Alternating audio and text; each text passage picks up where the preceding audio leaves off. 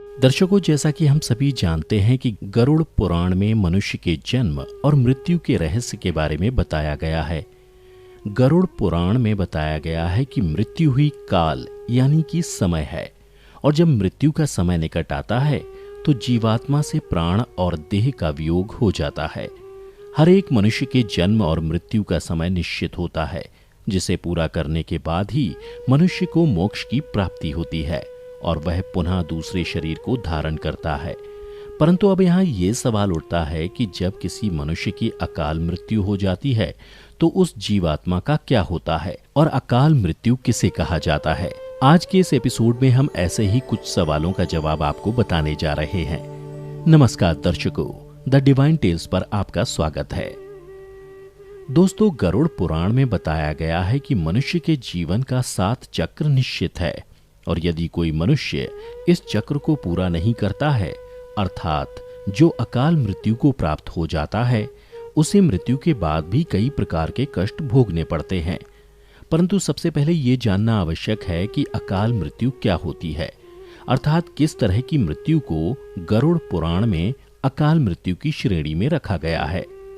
गरुड़ पुराण के सिंहावलोकन अध्याय में बताया गया है कि यदि कोई प्राणी भूख से पीड़ित होकर मर जाता है, या हिंसक प्राणी द्वारा मारा जाता है, या फिर गले में फांसी का फंदा लगाने से जिसकी मृत्यु हो जाती है, अथवा जो विष तथा अग्नि आदि से मृत्यु को प्राप्त हो जाता है, अथवा जिसकी मृत्यु जल में डूबने से हो जाती है, या जो सर्प के काटने से मर जाता है, या जिसकी दुर्घटना या रोग के कारण मृत्यु हो जाती है, वह अकाल मृत्यु को प्राप्त होता है। लेकिन दोस्तों, गरुड़ पुराण में आत्महत्या को सबसे निंदनीय और घृणित अकाल मृत्यु बताया गया है।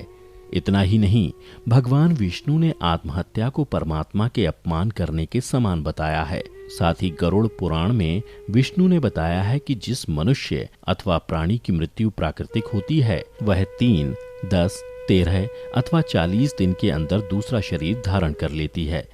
किंतु जो व्यक्ति आत्महत्या जैसे घृणित अपराध करता है, उस प्राणी की जीवात्मा पृथ्वी लोक पर तब तक भटकती रहती है जब तक वह प्रकृति के द्वारा निर्धारित अपने जीवन चक्र को पूरा नहीं कर लेता।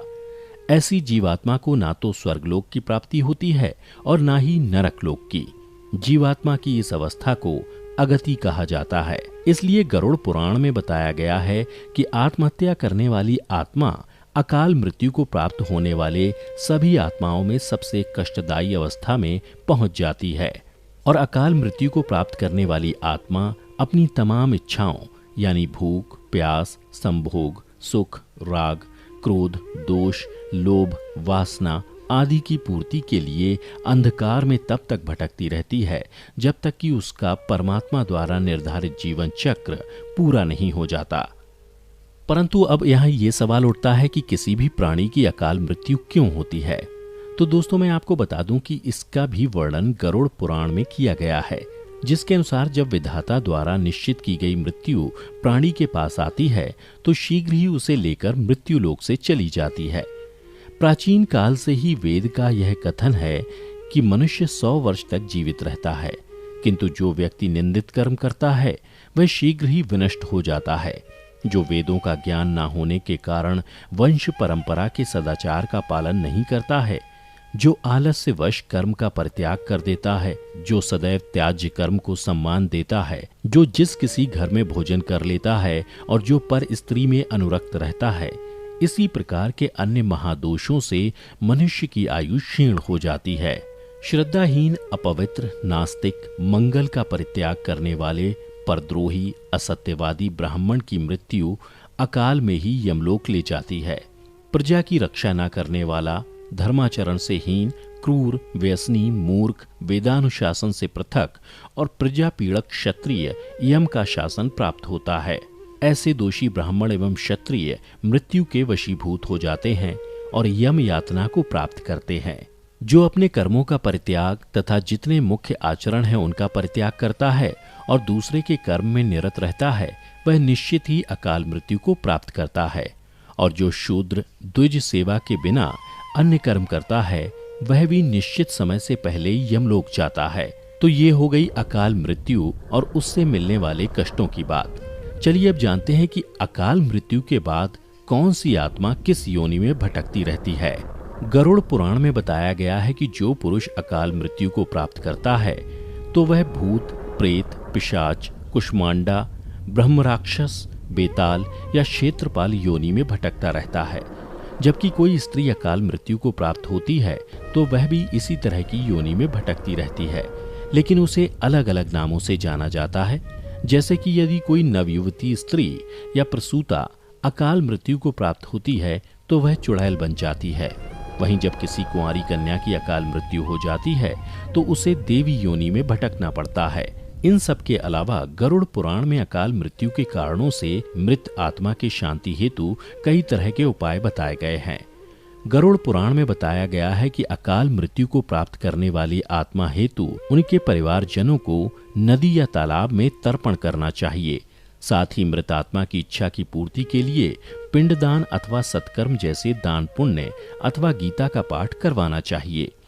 ये कार्य कम से कम 3 वर्षों तक चलते रहने चाहिए। साथ ही वर्षी आने पर भूखे ब्राह्मणों, बालकों को भोजन भी कराना चाहिए ताकि मृत आत्मा को जल्द से जल्द मुक्ति मिल सके। वैसे दुर्घटना, रोग या अन्य किसी भी प्रकार की अकाल मृत्यु को रोकना तो हम इंसानों के वश में तो है नहीं, लेकिन आत्महत्या को हम रोक सकते हैं। जब भी आपके मन में आत्महत्या करने का ख्याल आए तो उससे पहले उससे जुड़े परिणामों को अवश्य जान लें, क्योंकि अक्सर लोग यही सोचकर आत्महत्या जैसा कदम उठाते हैं कि उन्हें सभी कष्टों से मुक्ति मिल जाएगी, लेकिन अज्ञानता के कारण वो नहीं जानते कि मृत्यु के बाद उन्हें वर्तमान में हो रहे कष्टों से ज्यादा ही कष्ट भोगना पड़ेगा।